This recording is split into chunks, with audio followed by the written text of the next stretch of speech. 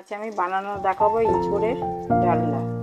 ইঁচড়টাকে সিদ্ধ করে সুন্দর করে চটকিয়ে জিরে, পেঁয়াজ, লঙ্কা, আদা, কাঁচা লঙ্কা দিয়ে বেসন দিয়ে সুন্দর করে মেখে বড়া ভেজে নিয়েছি। মশলাটাকে কষা চলছে।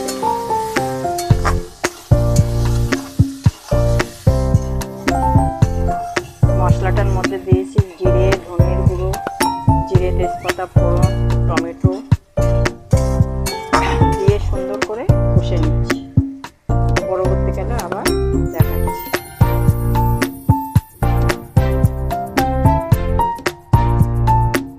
দেখেন ইঁচড়ের চপের ডালনা আমার কত সুন্দর